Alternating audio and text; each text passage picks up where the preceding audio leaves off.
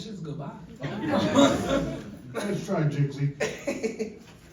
You usually have a message for your teammates when things get tight in games. What was tonight's message in the huddle, and how pleased are you with the way the entire team responded?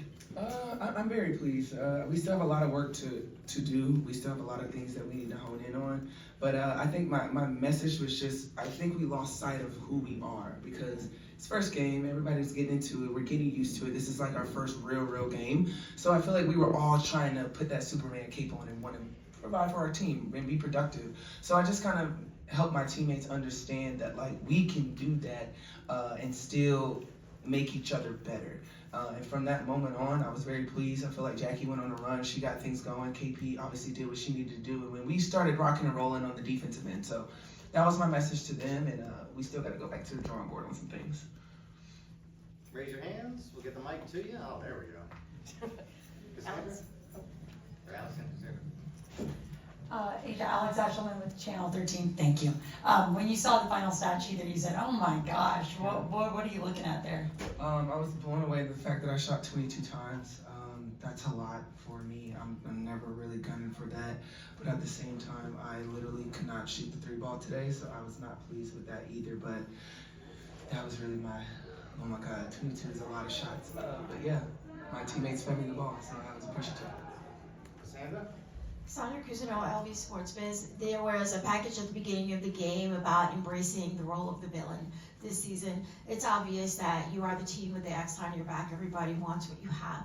Is it the goal of this team to embrace that and to play through it instead of trying to run away from it? Yeah, I mean, we're always going to face things head on. That's the type of culture that we build. It's just, I love the fact that we get everybody's best game. That's what you get, the best product on the court. That's what everybody wants to see. That's the show of it. So we're never going to run away from a lot of things, but at the same time, we understand that it's not going to be pretty. It's going to be a lot of mud games. It's going to be a lot of grinding out games because we're going to see different schemes from different teams. And we just got to be able to stay within ourselves and our system to execute that. But the villain, I'm not going to, that was just a part of the show. I don't think we're the villain. I'm not going to try to put that on us at all. But we do have something that people want, and we have to try to defend that and just try to continue to get better at us. Asia, you guys made history tonight, hosting 10,419 fans. Compared to your first game in this arena to tonight, you know, how special is tonight? It's huge. It's been amazing to watch the fan base that we've grown, the fan base that grew up with us, the fan base that got it out the mud with us. It's been truly amazing to watch it form. It was so loud. If we can turn the jumbo drum down a little bit, that'll be great. But it was really loud, and I love that. And that's that's us. Our fans are a part of our culture as well. They make us go. They bring us the energy that we need every single night. And it was a big night for us, so I'm glad that we got the win in front of them.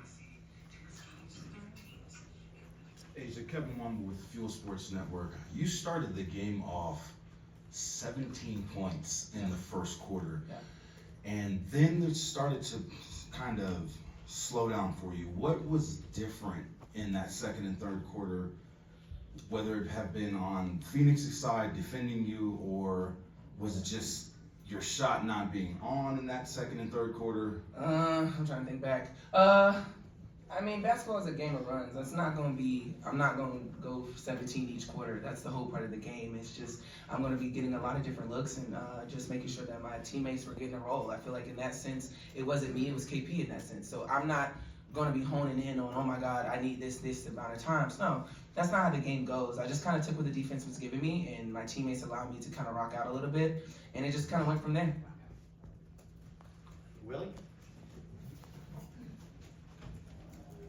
Asia, Willie Ramirez with the Associated Press. Your thoughts on Phoenix? This new look Phoenix team, was it what you expected? Better than what you expected? Oh no, the Phoenix is good. Like it was exactly what I expected.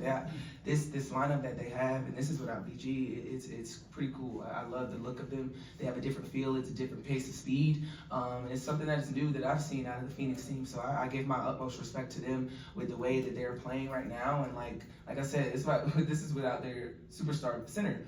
So I love the way that they were playing. They gave us literally everything. They threw a lot at us, and we needed that. So I feel like both teams got better. Asia, back here.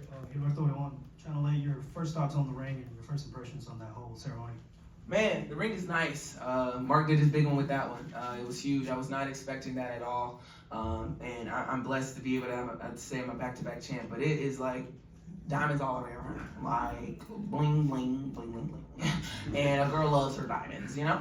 But no, it was a huge moment just to kind of embrace it with my team all over again and for us to finally get the ring.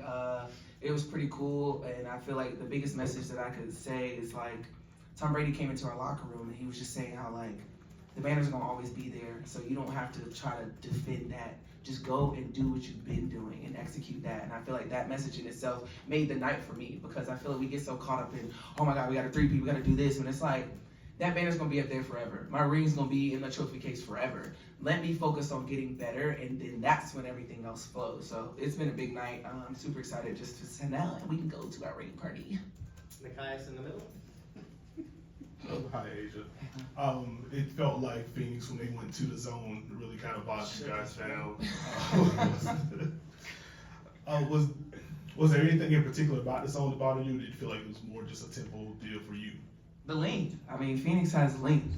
There's not your average zone in a lot of different spaces. I mean, normally you kind of have the two smaller guards up front, and it's like normal zone that you see. But they had length up front and quickness, so it gave us a different look, and it kind of put us on our heels a little bit. But we needed that. I don't think we really did that in practice a lot. So it kind of woke us up a little bit and shown us like how we can maneuver it and handle it because we don't have Chelsea to kind of pick it apart. So we kind of had to figure it out, and that's what I appreciated is like we had to work, and they made us work. Two more. Carlos Smith from Cross the Line Network, and I'm also from South Carolina, by the way. Would you say, being that this was the second time around, was it a little less stress or anxiety leading into this game tonight on the ring ceremony? I'm always stressed. My anxiety's always through the roof because these are the games that people look to steal. Like I know if it was somebody else's ring night, I'm coming in trying to ruin it. Like it's a part of being a competitor, and so I feel like these games are the hardest because you have that emotion. It's a lot. You don't go through your normal routine. I mean, they were rushing us. I go out there with one ankle tape. Like you're not in your routine, so it kind of shakes you a little bit. But at the same time, we still have to come out and execute and play our game, and I think we did that for a couple quarters. But yeah, I was still anxious and still very stressed. We're gonna jump to Zoom for 2 questions. Mike Vopel, go ahead, and then Matthew. Yeah, Asia, I just wondered, you mentioned with Chelsea, obviously you guys had to win game 4 in the finals last year without her, but are there certain things that you guys just have to adjust to when she's not there? Obviously you've got great guards, Yeah. even with that. But is attacking the zone maybe part of that, or are there things that you see that maybe are a little more difficult when she's not out there? For sure, like the organization side of it is a little hard for everybody because we're all trying to compensate for a huge piece of the organizer that's gone. And I think that's the biggest thing is just down the line, we have to really be dialed in now more than ever because we don't have our point guard right now. But like you said, I'm surrounded by some great guards that's going to make it work. And we're being put in different situations that we aren't normally in, and we have to learn to adapt and adjust on the fly. And so I'm glad we got a chance to show that today. But yeah, it's going to be a work in progress, but definitely I think the biggest part that we have to really figure out is getting organized on the fly and working out of it. Thank you. Mm-hmm. And Matthew, close us out, please.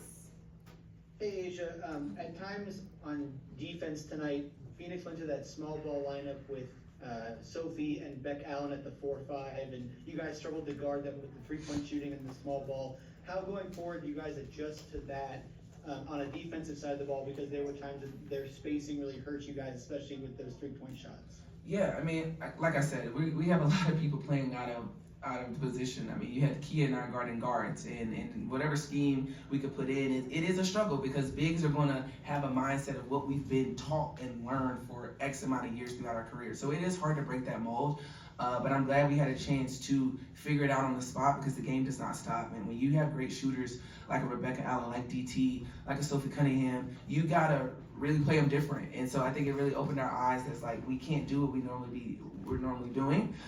So it was tough, but I feel like we figured it out along the ways, but that's definitely something that we're going to continue to work on.